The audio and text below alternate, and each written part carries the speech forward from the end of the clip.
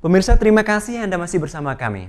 Satreskrim Polresta Mataram melakukan olah tempat kejadian perkara kasus penganiayaan yang diduga dilakukan oleh orang dengan gangguan jiwa. Seorang warga bernama Muhdan tewas dalam kasus penganiayaan ini.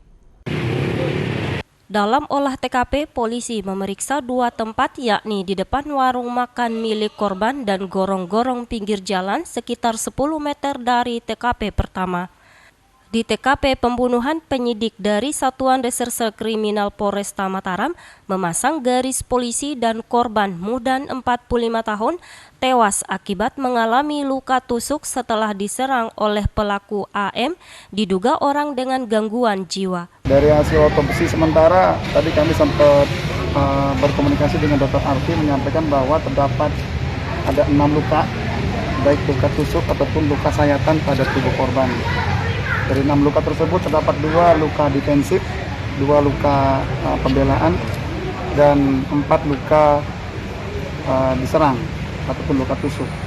Di mana dari 4 luka tusuk tersebut terdapat 2 luka yang bersifat fatal, yang mana luka tersebut terdapat kedalaman sekitar 15 cm. Polisi telah melakukan penahanan terhadap pelaku AM. Untuk memastikan kondisi psikologis pelaku akan dilakukan pemeriksaan di Rumah Sakit Jiwa Provinsi NTB. Setelah dilakukan otopsi di Rumah Sakit Bayangkara Polda NTB, jenazah korban Muhdan diserahkan ke pihak keluarga untuk dimakamkan di lokasi pemakaman umum desa setempat. Pelaku AM disangkakan pasal 338 KUHP dengan ancaman hukuman 15 tahun penjara atau seumur hidup. Dari Mataram, Hari Kesidi, iNews melaporkan. Komisi 4 DPRD Lombok Barat sidak sekolah satu atap Gili Sasak Kuripan Lombok Barat. Dari sidak ini, Dewan temukan kondisi sekolah yang cukup memprihatinkan karena seluruh ruang kelas sekolah nyaris roboh. Sekolah satu atap SD SMP 3 Gili Sasak Kuripan Lombok Barat disidak Komisi 4 DPRD Lombok Barat.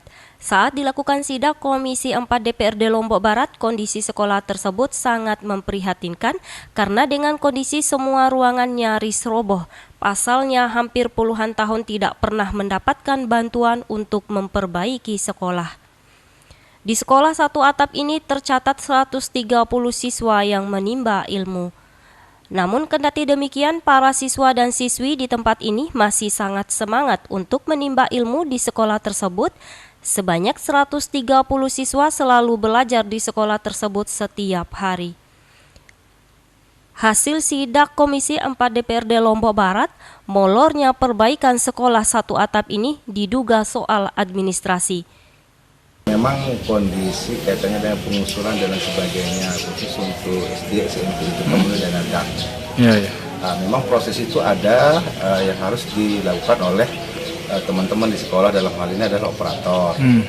Tetapi kami berkali-kali menitikberatkan pesan kepada Dikbud untuk melakukan proses screening melakukan proses screening terhadap usulan-usulan dari sekolah-sekolah yang mengusulkan pembangunan dari dana DAP. Kita ambil contoh saja ini. Kalau memang proses itu hanya murni dari operator, tapi kondisi di lapangan kita seperti ini. Ini kan menjadi satu ketimpangan ketika dana-dana DAP ini diberikan kepada sekolah-sekolah yang notabene dalam masih kondisinya bagus. Di satu sisi kita melihat ini kondisi, coba sudah lihatlah kondisinya seperti apa. Nah, makanya kami berharap ke depan pihak dari Dikbud, kalau memang proses ini hanya titik tekannya kepada proses administrasi dan lain sebagainya, mohon untuk dibantu, dibimbinglah dari pihak sekolah. Sementara Kabid Dikbud Lombok Barat mengatakan sekolah satu atap tersebut beberapa kali mengajukan perbaikan, namun data administrasi yang dilaporkan berbeda dengan data Dapodik, sehingga batal mendapatkan bantuan. Yang pertama merehab ruangan ini supaya layak lah seperti sekolah-sekolah lain. Untuk dari dana DAK itu kan pertama kita turunkan konsultan. Dan sudah kita lakukan itu. Nah, lalu kedua Dapodik harus diperbaiki.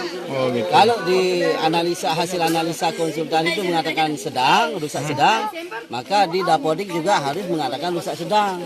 Tapi kalau dia berentangan tidak akan bisa.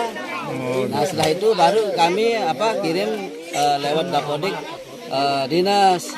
gitu. Ya, melalui program Kasubag program, yaitu namanya aplikasinya namanya Krishna. Di sanalah diinput oleh Kasubag program sekolah-sekolah yang akan diusulkan. Selanjutnya pusat akan memeriksa itu file-file tentang dapodik yang masuk di dalam usulan itu. Kalau tidak sesuai, jelas tidak bisa. Dari informasi yang dihimpun sebelumnya, pihak sekolah telah mengusulkan perbaikan atau renovasi, namun belum ada respon dari pemerintah dengan alasan tidak ada anggaran. Dari Lombok Barat, Muzakir, iNews melaporkan. Pemirsa, rencana pembangunan kereta gantung Rinjani terus dilanjutkan Pemda Nusa Tenggara Barat, kendati menuai pro dan kontra. Untuk pembangunan kereta gantung tersebut, Pemda NTB telah menggandeng investor dari Cina. Kendati menuai pro dan kontra, rencana pembangunan kereta gantung Rinjani tetap dilanjutkan Pemda NTB dengan menggandeng investor dari Cina. Dengan dibangunnya kereta gantung ini dapat menarik wisatawan untuk mendaki ke Gunung Rinjani. Kereta gantung ini rencananya akan dibangun dari kawasan Aik Beri, Lombok Tengah, Aik Beri menuju kawasan Rinjani dengan panjang 11 meter dan dipastikan tidak melewati wilayah hutan lindung di kawasan Taman Nasional Gunung Rinjani sehingga flora dan fauna dijamin aman. Proyek kereta gantung tetap berjalan, saya tetap pantau, ya 2 minggu sekali saya selalu hubungi mereka. Sekarang terakhir mereka dalam melakukan penyusunan DED dan FS-nya. Nah, jadi saya tanyakan mereka gimana kira-kira kita groundbreaking 17 Desember, oke siap, 17 Desember kita akan groundbreaking. Total ininya Pak? Rencana total 2,2 triliun, 2,2 termasuk resort yang ada di bawah dan resort yang ada di atas. Panjangnya sekitar 11 km.